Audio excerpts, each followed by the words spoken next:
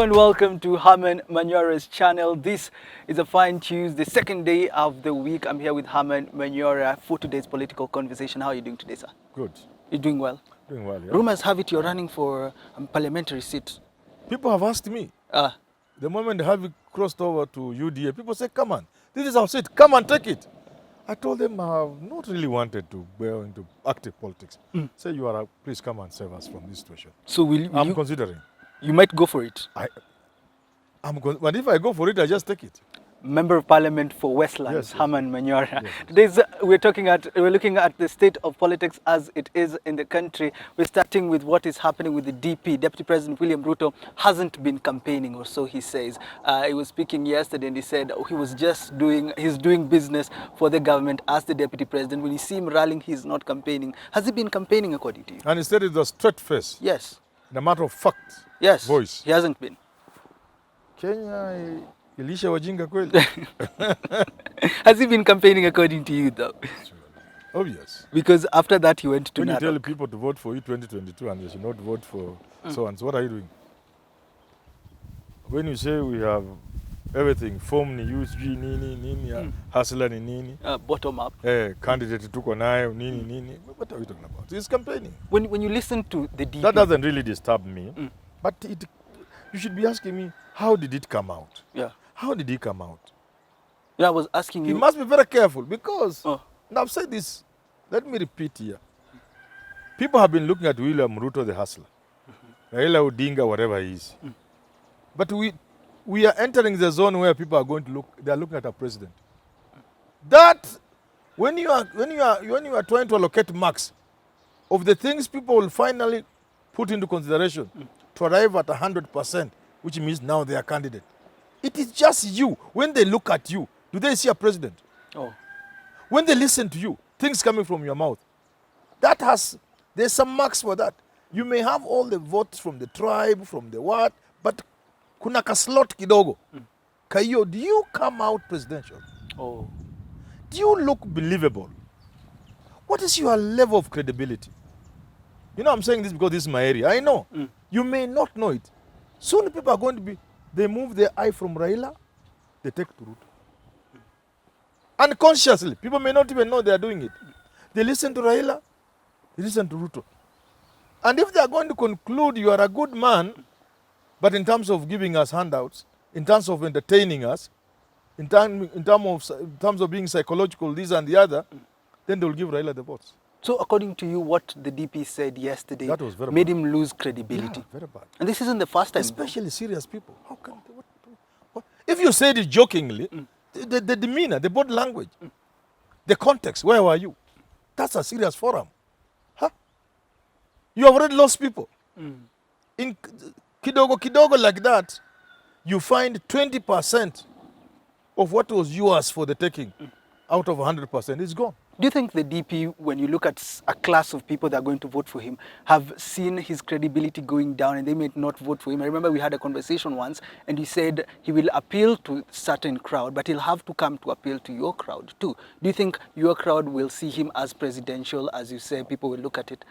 It's difficult. Some people will have a problem with that. And remember this, even foreigners, foreign missions, foreign countries, foreign institutions, including the World Bank and the rest of these institutions, you may think they have no direct impact, but they have an impact.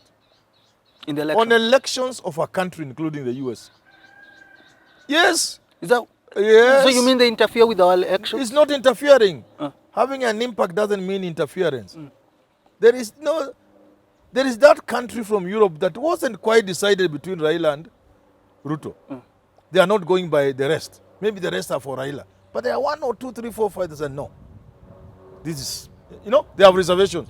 Now they have no more reservation. They join the rest where Raila is. And vice versa.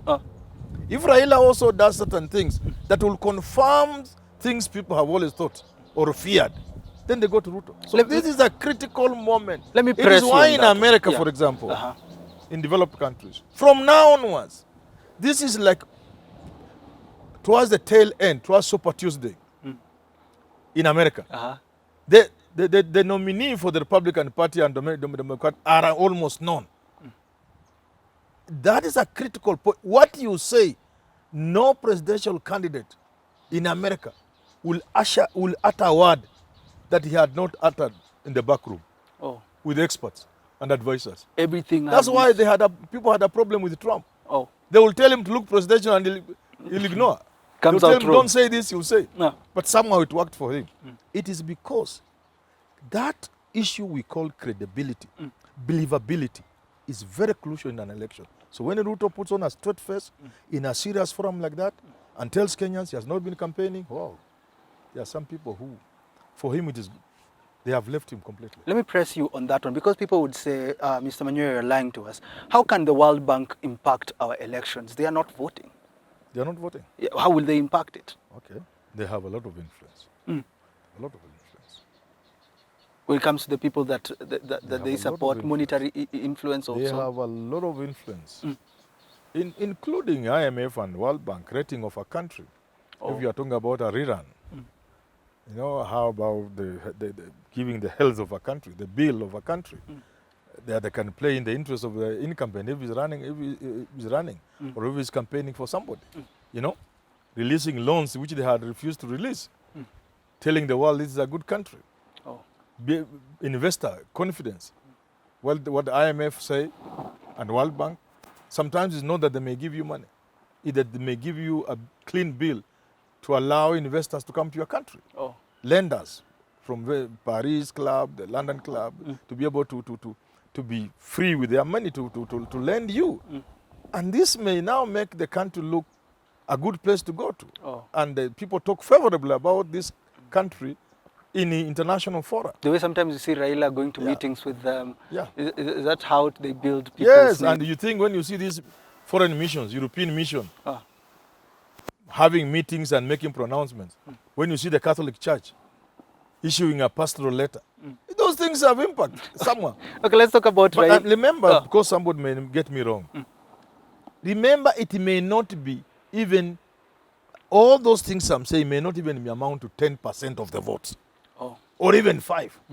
But in a country where it is always 50-50, where Raila is 50, Ruto is 50, you need that 1, 2, 3% which you are throwing out of the window. You get what I'm saying? Yeah. I'm not saying foreigners are coming to vote. I'm not saying what you look like will give you the votes. No, I know who you are and what tribe you are and what tribe you relate with will give you the votes. But they will give you 49%, 48%. And your competitor has 48, 49, 50, around 50 there. Both of you are looking for only 2 or 3% each. To tilt the balance. That's what I'm looking at. So okay. Former Prime those Minister watching me had better know what I'm talking about.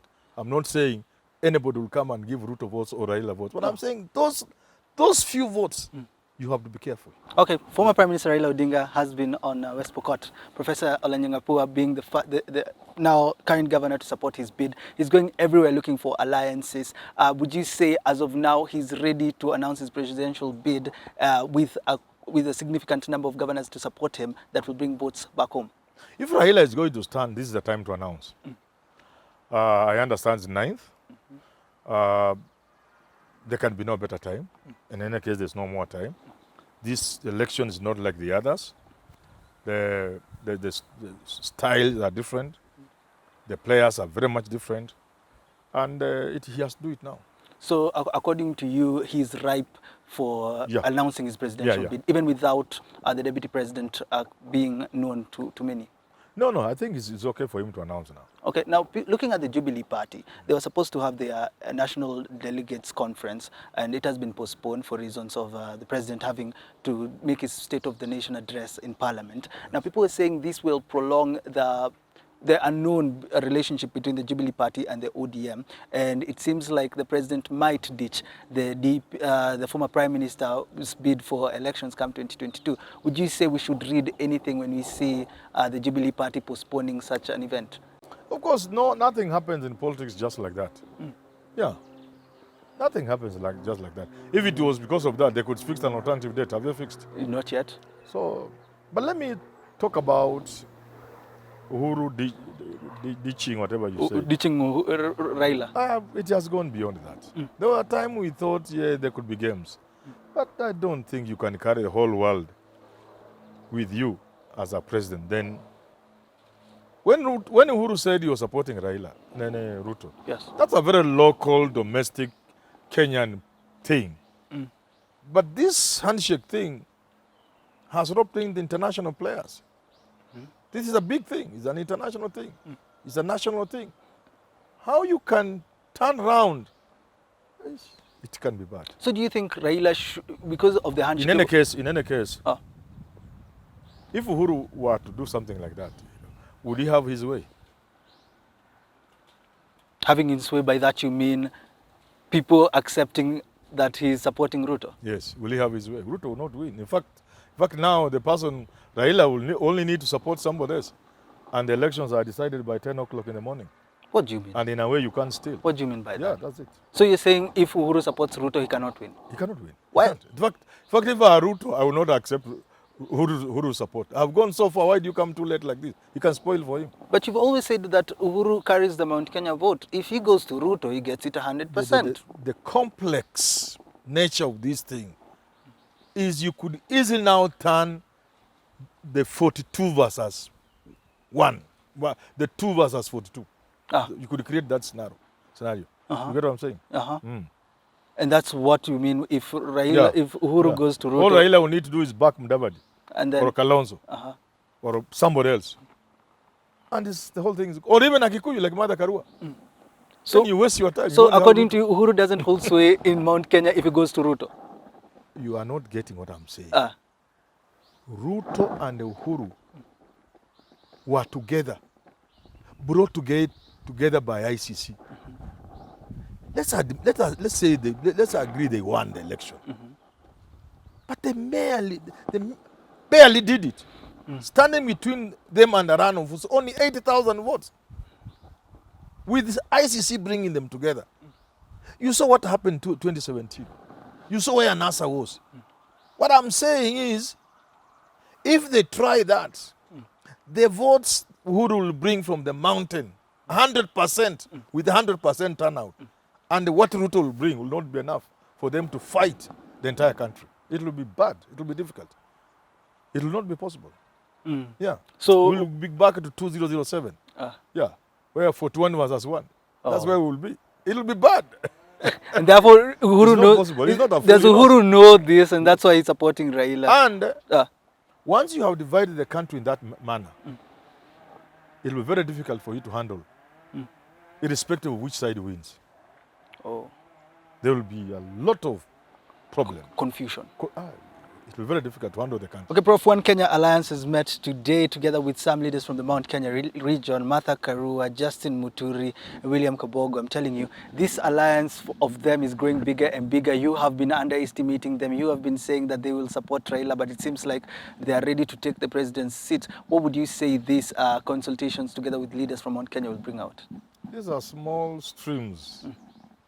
Joined to make a slightly visible stream, but it's still a stream, it's not a river. Martha Karua is a small stream. It's a small, in Kenya, I have told you repeatedly, if my vote alone would give Kenya a president, Martha Karua will be the president. She's nobody, according to me. But I'm realistic enough to know she's not, in the Kenyan political scene, she's not much. But the rumors have it that she was supposed to take over the president position over the One Kenya Alliance. The rumors were saying One Kenya Alliance will front her as presidential candidate, Musalia as deputy president. Kalonzo prime minister designated or chief minister, deputed by Muturi. If they decide to do that, would that make sense for you? Would that make sense if they decide to go that route? There will be those within that who know what's going on, like I've said.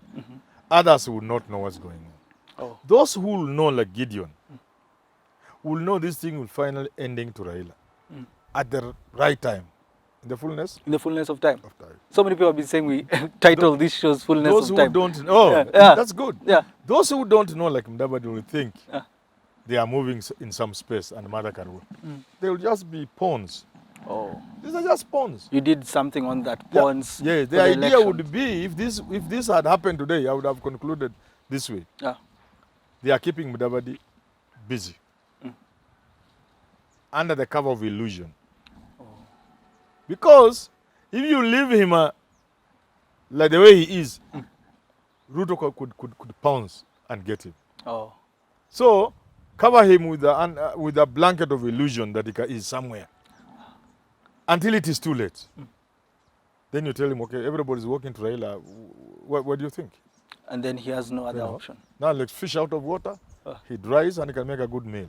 Okay, let's end the conversation with that. We do have these conversations again. Thank you so much for tuning in, for subscribing, for sharing. Those who haven't joined yet, please go ahead and do so. In case you always find yourself missing some videos, make sure you click the bell right next to the subscribe button so that you become the first one to view these videos once they're out. Thank you so much, sir, for coming through. And until we do have these conversations again, have yourself a lovely rest of your day.